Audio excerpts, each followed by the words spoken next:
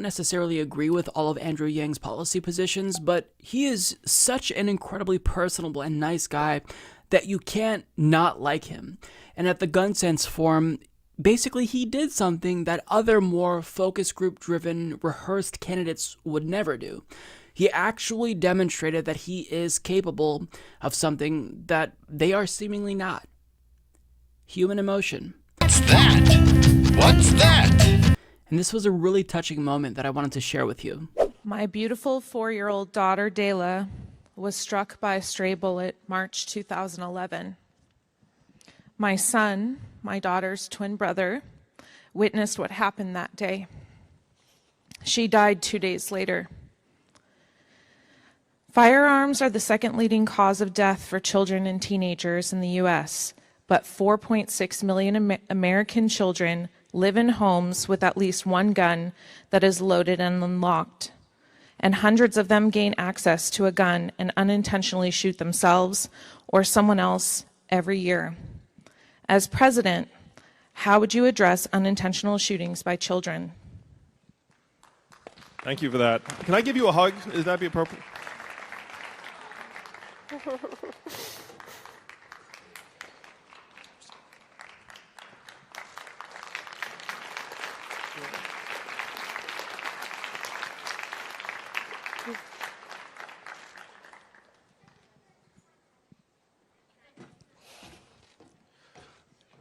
I have a 6 and 3-year-old boy. I was imagining.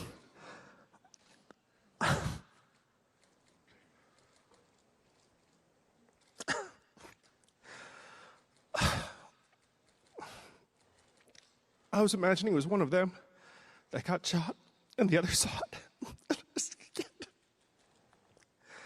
I'm so sorry.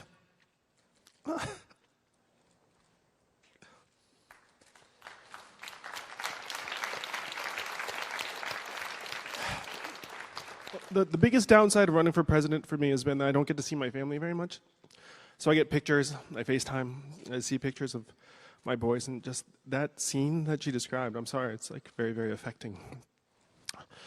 You're right that when there's a gun in the household, you're more likely to have a child get shot or the owner get shot than to kill, let's say, an intruder into the house.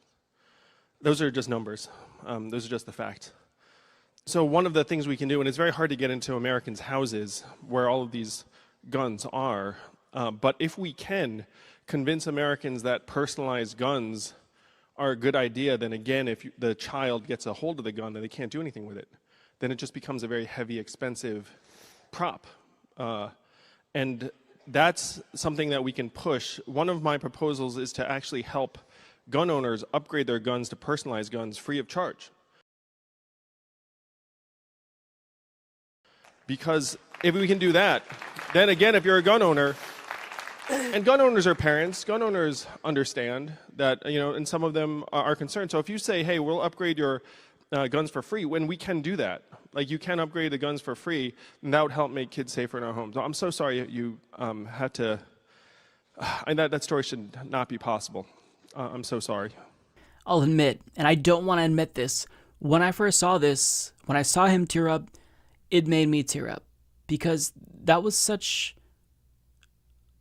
an emotional moment there, for someone who's running for president to actually let his guard down like that, to see the way that he was touched personally by a question.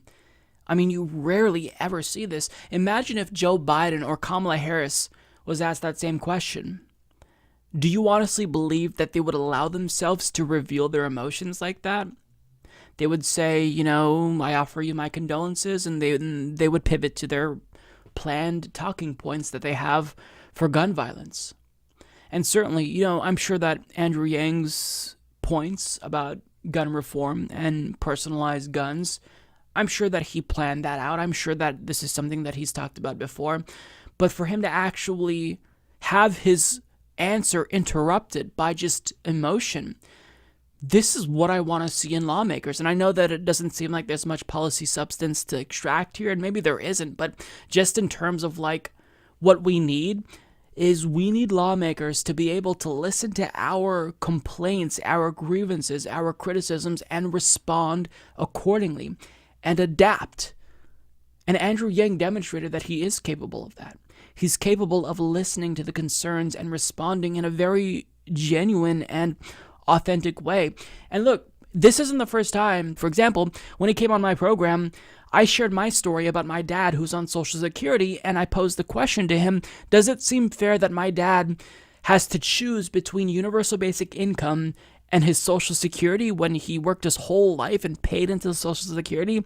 Doesn't it seem unfair that he wouldn't get that extra $1,000, but someone who makes, $100,000 a month would?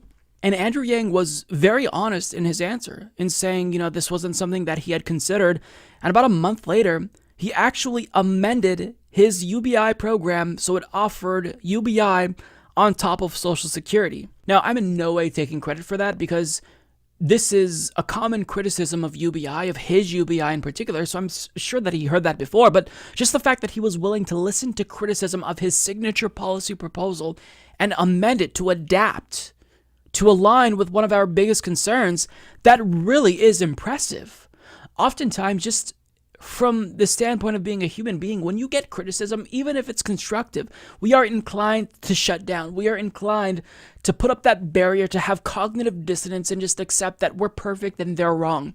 But what Andrew Yang has demonstrated is that he's a human being. He's authentic. And what he does is he listens and he genuinely adapts. Wow, that's impressive. And he's been adding to his policy agenda, as the campaign went on, as he talks to more people. And I really find this commendable. And even if I still don't support Andrew Yang, and I don't necessarily agree with the way that he would implement UBI, because I don't want it to be used as a Trojan horse to gut our social safety net. I think it should be offered on top of all of our welfare programs. But nonetheless, just what he's doing here in being a human being, in adapting, in his willingness to listen, I really hope that other people learn from Andrew Yang who are running for president and do what he's doing here. I'm looking at you, Kamala Harris, Joe Biden, Cory Booker, because for some reason, Democratic Party strategists, they still are instructing candidates to pretend like it's the 1990s and you've got to use your thumb to point so you're not being too overly aggressive, and you've got to be rehearsed and have the perfect tagline with the perfect timing.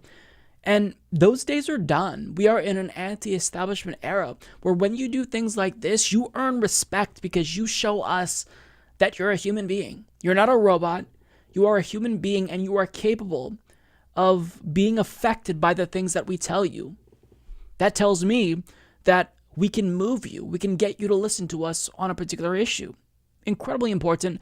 I hope that more candidates let their guard down in this way and follow Andrew Yang's lead here, because this was such a touching moment. It was great. My beautiful 4-year-old daughter, Dayla, was struck by a stray bullet March 2011. My son, my daughter's twin brother, witnessed what happened that day. She died 2 days later. Firearms are the second leading cause of death for children and teenagers in the U.S., but 4.6 million American children live in homes with at least one gun that is loaded and unlocked, and hundreds of them gain access to a gun and unintentionally shoot themselves or someone else every year.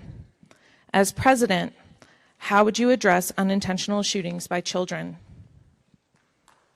Thank you for that. Can I give you a hug? Is that be appropriate?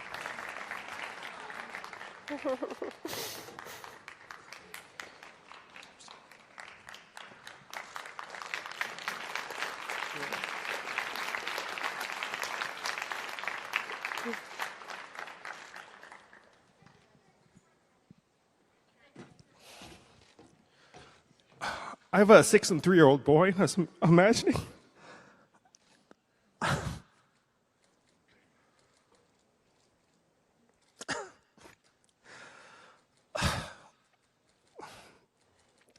I was imagining it was one of them that got shot and the other saw it. I'm so sorry.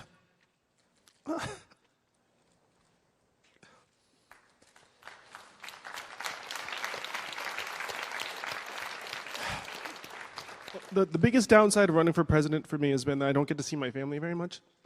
So I get pictures, I FaceTime, I see pictures of my boys, and just that scene that she described, I'm sorry, it's like very, very affecting.